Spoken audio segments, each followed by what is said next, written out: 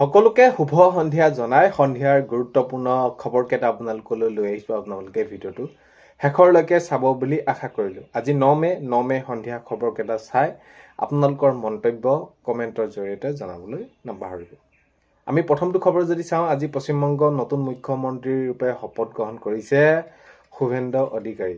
তো এতিয়া হয়, আজি পশ্চিমবংগৰ নতুন মুখ্যমন্ত্ৰীৰ ৰূপে শুভেন্দু অধিকাৰীয়ে শপত গ্ৰহণ কৰিছে। তেতিয়া শুভেচ্ছা থাকিল, যাতে তেওঁলোকে সেইখিনি ভালে ভালে চৰকাৰ চলায় বা ৰাইজৰ হৈ কাম কৰে। বিশেষকৈ ৰাইজৰ হৈ কাম কৰিব লাগে। যিকোনো চৰকাৰ যোনেই নহওক, কথাটো হ'ল কি, সাধাৰণ জনসাধাৰণৰ কাৰণে, সাধাৰণ জনসাধাৰণৰ উন্নতিৰ কাৰণে। তো এই যি চৰকাৰেই নহওক, সেইখিনি আমাৰ শুভেচ্ছাটো থাকেই। তো হওক, ভাল হওক। আজি পশ্চিমবংগত নতুন মুখ্যমন্ত্ৰীৰ ৰূপে শুভেন্দু অধিকাৰী শপত গ্ৰহণ কৰিছে। বিজেপি চৰকাৰ নতুনকৈ গঠন হৈছে। সকলোলৈকে শুভেচ্ছা থাকিল, যিসকল তেওঁলোকে এইবাৰ নেতৃত্ব পাইছে। তো তেওঁলোকে যাতে ৰাইজৰ হৈ কাম কৰে। নেক্সট খবৰ যদি আমি চাওঁ, কংগ্ৰেছৰ ভোট যদি নাপালেহেঁতেন, হাৰিলেহেঁতেন বুলি কৈছে অখিল গগৈ ডাঙৰীয়াই।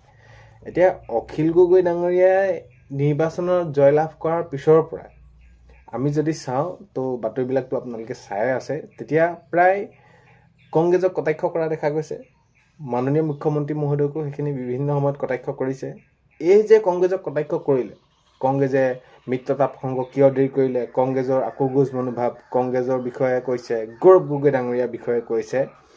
তেতিয়া গৌৰৱ গগৈ ডাঙৰীয়াৰ বিষয়ে যিহেতু উল্লেখ কৰিছিলে যে খেতি কৰিবলৈ হ'লে ভালকৈ খেতি কৰিম বুলি যাব লাগিব, এনেদৰে সাজ পোছাক পিন্ধি, জোতা পিন্ধি, ইস্ত্ৰি দিয়া, এই কিছুমান বহুতখিনি উদাহৰণ দিছিলে। তো ইয়াৰ প্ৰত্যুত্তৰ গৌৰৱ গগৈ ডাঙৰীয়াই মন্তব্য দি কৈছে এইটো যে যদি শিৱসাগৰ সমষ্টিত কংগ্ৰেছৰ ভোট যদি তেওঁ নাপালেহেঁতেন, কংগ্ৰেছে যদি ভোট নিদিলেহেঁতেন, তেওঁতো হাৰিলেহেঁতেন। তেতিয়া কথাটো কৈছে গৌৰৱ গগৈ ডাঙৰীয়াই যে কংগ্ৰেছৰ ভোট নাপালে হাৰিলেহেঁতেন অখিল গগৈ ডাঙৰীয়াই। ইয়াক লৈ বহুত বেছি তেওঁ এইখিনি কথা কোৱাৰ প্ৰয়োজন নাই। আৰু যি তেওঁলোকে আমাক সমালোচনা কৰি আছে, এইখিনি ইয়াতে তেওঁ সেইখিনি বন্ধ কৰিব লাগে। কাৰণ আমি বুজিছোঁ যে কি তেওঁ স্বাৰ্থত মিত্ৰতা কৰিছিলে, বা এই যি আমাৰ এতিয়া পৰাজয়ৰ পাছত যি তেওঁলোকে সেইখিনি মতামত দাঙি ধৰিছে, এইখিনি দুৰ্ভাগ্যজনক। এনেদৰে কৈছে গৌৰৱ গগৈ ডাঙৰীয়াই। নেক্সটটো খবৰ হৈছে, প্ৰতিশ্ৰুতি দি প্ৰতিশ্ৰুতি পালন কৰিছে বিজেপি চৰকাৰ। তো এনেদৰে মন্তব্য কৰিছে। আৰু এতিয়া এই যে অভূতপূৰ্ব তেওঁলোকে ফলাফল লাভ কৰিলে, ইয়াৰ যি প্ৰসংগ উল্লেখ হৈ আছে, ইয়াৰ মূলত কাৰণ হৈছে যে প্ৰতিশ্ৰুতি দি প্ৰতিশ্ৰুতি পালন কৰিলে বিজেপি চৰকাৰে। এইদৰে মন্তব্য কৰিছে অনুৰাধা শৰ্মা পূজাৰীয়ে। তো অনুৰাধা শৰ্মা পূজাৰীয়ে মন্তব্য কৰিছে যে যিহেতু প্ৰতিশ্ৰুতি ৰাইজক দিছিলে, ৰাইজক দি প্ৰতিশ্ৰুতি দিয়াৰ কাৰণে প্ৰতিশ্ৰুতি ৰক্ষা কৰিলে, তো সেইবাবে এওঁলোকৰ আজি এই ফলাফল ভাল। নেক্সট খবৰ হৈছে, পশ্চিমবংগত বিজেপি মিত্ৰজোঁটৰ চৰকাৰ শপত গ্ৰহণ অনুষ্ঠানত প্ৰধানমন্ত্ৰী নৰেন্দ্ৰ মোদী ডাঙৰীয়া উপস্থিত। প্ৰধানমন্ত্ৰী নৰেন্দ্ৰ মোদী ডাঙৰীয়া উপস্থিতিত আজি পশ্চিমবংগত বিজেপি মিত্ৰজোঁটৰ চৰকাৰ শপত গ্ৰহণ অনুষ্ঠান হয়। আপোনালোকে সকলোখিনি খবৰ পাই আছে, মই ভিডিঅ'ৰ প্ৰথমতে আপোনালোকক সেইখিনি জনাইছোঁ। নেক্সটটো খবৰ হৈছে যে আমি আৰু ভালদৰে কাম কৰিব লাগিব, ৰাইজৰ মাজলৈ যাব লাগিব। আমাৰ যিটো ফলাফল হ'ল, আমি যি ফলাফল পালোঁ, ৰাইজে আমাক যেনেদৰে ল'লে বা ৰাইজে আমাক যিটো ফলাফল দিলে, তো ইয়াক লৈ আমি সেইটো স্বীকাৰ কৰিছোঁ। আৰু আমি কি কৰিব লাগিব, আগন্তুক সময়ত আৰু বহুত বেছি ভালদৰে কাম কৰিব লাগিব। আৰু কাম কৰিলেহে আমি আগুৱাই যাব পাৰিম। এই ক্ষেত্ৰত এনেদৰে মন্তব্য কৰিছে মাৰ্ঘেৰিটাৰ পৰা যিহেতু ৰাইজৰ দলৰ হৈ তেওঁ প্ৰাৰ্থিত্ব লাভ কৰিছিলে ৰাহুল চেত্ৰী ডাঙৰীয়াই মন্তব্য কৰি কৈছে যে আমি আৰু বহুত বেছি ভালদৰে কাম কৰিব লাগিব, ৰাইজৰ হৈ কাম কৰিলে আমাক নিশ্চয় আঁকোৱালি ল'ব। নেক্সট খবৰ হৈছে, এতিয়া অৰুণোদয় আঁচনি কাইলৈ টকা দিব নে নিদিয়ে। অৰুণোদয় আঁচনি টকা দিয়াক লৈ বহুত ভাগে কৈ আছে। এতিয়া আপোনালোকে হয়তো গমে পায়, 12 তাৰিখে মুখ্যমন্ত্ৰী মহোদয়ৰ শপত গ্ৰহণ হ'বলৈ গৈ আছে। মন্ত্ৰিত্ব প্ৰদান সেইখিনি সকলো খানাপাৰা ফিল্ডত তুংগত উঠিছে প্ৰস্তুতি। তেতিয়া 12 তাৰিখে যিহেতু এতিয়া নিৰ্বাচনৰ এই ফলাফল ঘোষণা কৰাৰ পিছত এতিয়া আপোনালোকে গম পাইছে চৰকাৰ গঠন কৰিবলৈ গৈ আছে। আৰু এতিয়া এই যিটো স্কিম অৰুণোদয় আঁচনি 10 তাৰিখে পায়।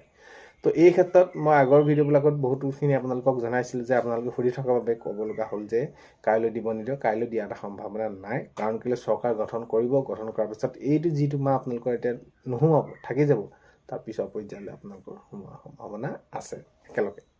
সেইটো আপোনালোকে মন কৰিব। নেক্সটটো খবৰ হৈছে, গৌৰীপুৰ আৰক্ষীৰ ড্ৰাগছ বিৰোধী অভিযানত ড্ৰাগছসহ আটক এজন ড্ৰাগছ সৰবৰাহকাৰী। তেতিয়া এই যে এনেকুৱা ধৰণৰ ঘটনাবোৰ হৈ থাকে, ড্ৰাগছ আসক্ত বা সুৰাপান কৰি। তো এই যে ড্ৰাগছ আসক্ত হৈ একোখন ঘৰ শেষ হৈ যায়, একোখন ঘৰ শেষ হৈ যায়, উঠি অহা নৱপ্ৰজন্ম শেষ হৈ যায়। তো এই ক্ষেত্ৰত যি আৰক্ষীয়ে ভূমিকা গ্ৰহণ কৰিছে, এইটো বহুত বেছি গুৰুত্বপূৰ্ণ ভূমিকা গ্ৰহণ কৰিছে, আদৰণীয় পদক্ষেপ হিচাপে এইখিনি আমি সকলোৱে মানি ল'ব লাগিব। হয়, এতিয়া যি তেওঁক ধৰিলে বা এনেধৰণে যিসকল ড্ৰাগছ এনেদৰে ছাপ্লাই কৰি আছে, তো এইখিনি ক্ষেত্ৰতো আৰক্ষীয়ে সজাই এইখিনি চোৱা চিতা কৰিয়ে আছে। আৰু এতিয়া দেখা গ'ল গৌৰীপুৰ আৰক্ষীত ড্ৰাগছ বিৰোধী অভিযানত ড্ৰাগছসহ আটক এজন ড্ৰাগছ সৰবৰাহকাৰী। তো এওঁলোকক ধৰিব লাগে, আৰু এইখিনি যি তেওঁলোকে বিয়পাই আছে এইবিলাক বেয়া বস্তুবিলাক, তো এইখিনি তেওঁলোকক ধৰি যি যেনেদৰে হয় শাস্তি দিয়াটো উচিত বুলি ভাবোঁ সকলো। নেক্সট খবৰ হৈছে টংকেশ্বৰ ৰাভাক নৱগঠিত চৰকাৰৰ মন্ত্ৰিত্ব প্ৰদানৰ দাবী ৰাভা হাছং যৌথ মঞ্চৰ। এতিয়া যিহেতু 12 তাৰিখে মুখ্যমন্ত্ৰী মহোদয়ে সেইখিনি শপত গ্ৰহণ কৰিব, মুখ্যমন্ত্ৰী শপত গ্ৰহণ হ'ব, আৰু তাতে মন্ত্ৰিত্ব দিয়া নিদিয়াক লৈ সেইখিনি উখল মাখল এটা পৰিৱেশ বা চিন্তা চৰ্চা হৈ আছে। তো এই বিষয়খিনিক লৈ টংকেশ্বৰ ৰাভাক নৱগঠিত চৰকাৰৰ মন্ত্ৰিত্ব প্ৰদানৰ ৰাভা দাবী কৰিছে সেইখিনি ৰাভা হাছং যৌথ মঞ্চ। তেতিয়া আমি আগন্তুক সময়ত গম পাম 12 তাৰিখে কি কেনেদৰে সেইখিনি দায়িত্ব দিয়া হয় কাক, তো আগন্তুক সময়তে সেইখিনি ওলাব। নেক্সট খবৰ হৈছে নিৰ্বাচনত কংগ্ৰেছে হৰাৰ কাৰণ ক'লে চিপাঝাৰৰ বিধায়ক পৰমানন্দ ৰাজবংশী ডাঙৰীয়া। এতিয়া পৰমানন্দ ৰাজবংশী ডাঙৰীয়াই মন্তব্য কৰিছে যে নিৰ্বাচনত এইবাৰ যিটো তেওঁলোকৰ ফলাফল হ'ল কংগ্ৰেছৰ, তো কি কৰা হ'ল, ৰাইজৰ মাজলৈ নগ'ল। তেওঁলোকৰ বহুতখিনি তেওঁলোকে সেইখিনি কি কৰিছে, দাঙি ধৰিছে যে কি সেইখিনি কি কাৰণে তেওঁলোকে সেইখিনি এবাৰ নিৰ্বাচনত ভাল ফলাফল কৰিব নোৱাৰিলে, ইয়াক লৈ। তো নিৰ্বাচনত কিয় এনেদৰে তেওঁলোকে হাৰিবলগীয়া হ'ল, তো এইখিনি কথা কৈছে পৰমানন্দ ৰাজবংশীয়ে। আৰু আগন্তুক সময়ত তেওঁলোকে সেইখিনি শুধৰণি কৰিব লাগিব আৰু জনতাৰ মাজলৈ যাব লাগিব, ৰাইজৰ মাজলৈ যাব লাগিব।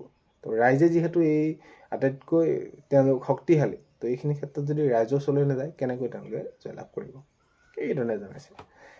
এতিয়া যদি আমি নিৰ্বাচনৰ পূৰ্বে যিসমূহ আঁচনি ৰূপায়ণ কৰিছিলে, আমি যদি চাওঁ যিসমূহ প্ৰতিশ্ৰুতি দিছিলে, তো বিশেষকৈ এতিয়া এই যিসমূহ আঁচনি কিমান দিনলৈ কেতিয়ালৈ কাৰ্যকৰী হ'ব। এতিয়া গুৰু দক্ষিণা আঁচনিৰ ক্ষেত্ৰত বহুতে কৈ আছে কি হৈছে কি নহৈছে, আপোনালোকক মই সম্পূৰ্ণৰূপে ভিডিঅ'ৰ জৰিয়তে জনাইছোঁ। ইউডাইজ কোড আপোনালোকে কোনসকলে আবেদন কৰিব পাৰিব, কি কৰিব পাৰিব। এতিয়া মুখ্যমন্ত্ৰী মহোদয়ে যি এই মন্তব্য কৰিছিলে নিৰ্বাচনৰ পূৰ্বে যে এই গুৰু দক্ষিণা আঁচনিৰ জৰিয়তে সেইসকলক সাঙুৰি লোৱা হ'ব, শিক্ষাগুৰুসকলক। এতিয়া কথাটো হ'ল কি, ফলাফল যেতিয়া আহিলে তাৰ পিছৰ পৰ্যায়তে মাননীয় মুখ্যমন্ত্ৰী মহোদয়ে এইটো স্পষ্টকৈ কৰি দিছে, আমি যিখিনি প্ৰতিশ্ৰুতি দিছিলোঁ সেই প্ৰতিশ্ৰুতি পূৰ কৰিবই লাগিব। আৰু এই 5 বছৰটো এই 5 বছৰটো আমি ৰাইজৰ বাবে কাম কৰিবৰ বাবে, আমি ৰাইজৰ হৈ কাম কৰিবৰ বাবে আমি কি কৰিব লাগিব, আমাৰ সময় হয় এইটো ৰাইজৰ বাবে কাম কৰা এইটো সময়। তো সেইকাৰণে আগন্তুক সময়ত এই গুৰু দক্ষিণা হওক বা যিকোনো ধৰণৰ কামবিলাক প্ৰতিশ্ৰুতি দিছিলে নিশ্চয় কৰিব। আৰু গুৰু দক্ষিণাৰ ক্ষেত্ৰতো এই শিক্ষাগুৰুসকলক অৱশেষত তেওঁলোকে বৃদ্ধ বয়সত যাতে তেওঁলোকে এটি সুপথ পায়, বা এই আজি যিটো অৱস্থা তেওঁলোকৰ পানীত হাঁহ নচৰা, শিক্ষকৰ দৰে এটি পবিত্ৰ বৃত্তিত জড়িত হৈ আজি যিটো অৱস্থা, সেই অৱস্থাৰ পৰা যাতে উদ্ধাৰ কৰে বা এই যি এককালীন এটা দিয়ে, তো সেইখিনি ক্ষেত্ৰত নিশ্চয় পদক্ষেপ অতি সোনকালে গ্ৰহণ কৰিব মুখ্যমন্ত্ৰী মহোদয়। তাৰ সমান্তৰালকৈ যদি চাওঁ, বিদ্যালয় প্ৰাধিকৰণ কৰাৰ ওপৰতো মাননীয় মুখ্যমন্ত্ৰী মহোদয়ে মন্তব্য কৰিছিলে। বিদ্যালয় প্ৰাধিকৰণ কৰাৰ ওপৰতো সেইখিনি মন্তব্য কৈছিলে যে আৰু সেইখিনি আবেদন প্ৰক্ৰিয়া চলি আছে, আৰু অতি সোনকালে এই প্ৰাধিকৰণ প্ৰক্ৰিয়াৰ কথাও এইখিনি উল্লেখ কৰি কৈছে, তো অতি সোনকালে হ'ব। আৰু তাৰ সমান্তৰালকৈ যদি আমি চাওঁ তেনেহ'লে অংগনবাদী কৰ্মী সহায়িকাসকলৰ এককালীনৰ লগতে আশা কৰ্মীসকলৰ, ৰন্ধন কৰ্মীসকলৰ এই এককালীন দিয়া ব্যৱস্থাৰ কথাও কৈছিলে মুখ্যমন্ত্ৰী মহোদয়। তো এই অংগনবাদী কৰ্মী সহায়িকাসকলৰ এই যি এককালীনটো দিয়া ব্যৱস্থা গ্ৰহণ কৰিব। তো ব্যৱস্থা গ্ৰহণ কৰাই নহয়, কৰিবই। কাৰণ কেলৈ, অংগনবাদী কৰ্মী সহায়িকাসকলক যিহেতু মাননী বৃদ্ধি প্ৰসংগত সেইটো উল্লেখ কৰি তেওঁলোকক বৃদ্ধি কৰিলে, যিমানখিনি নহ'লেও তেতিয়া এই এককালীনৰ ক্ষেত্ৰতো অতি সোনকালে কৰাৰ ব্যৱস্থা গ্ৰহণ কৰিব, এই যি প্ৰতিশ্ৰুতি দিছিলে। এতিয়া নতুন চাকৰি ক্ষেত্ৰতো যদি আমি চাওঁ তেনেহ'লে নতুন চাকৰি ক্ষেত্ৰতো যিসমূহ বিভাগত শিক্ষা, স্বাস্থ্য, ADRE হওক, যিকোনো ধৰণৰ কৃষি বিভাগতে হওক, সকলোখিনি বিভাগত যিদৰে তেওঁ সেইখিনি কৈছিলে মুখ্যমন্ত্ৰী মহোদয়ে, স্বাস্থ্য বিভাগকে ধৰি শিক্ষা বিভাগত। তো শিক্ষা বিভাগত যদি আমি চাওঁ তেনেহ'লে প্ৰায় 70,000তকৈ অধিক শিক্ষকৰ নতুন নিযুক্তিৰ কথাও সেইখিনি মন্তব্য কৰিছিলে মুখ্যমন্ত্ৰী মহোদয়ে। নিশ্চয় সেইখিনি আগন্তুক সময়ত অতি সোনকালে এইখিনি কাম কৰিব। নেক্সট খবৰ যদি আমি চাওঁ, পশ্চিমবংগৰ বিজেপি পিতামহ স্বৰূপ মাখনলাল চৰকাৰৰ ভৰি চুই আশীষ ল'লে প্ৰধানমন্ত্ৰী। তো এইটো আটাইতকৈ বহুত বেছি এটা আমাৰ বাবে আদৰ্শ।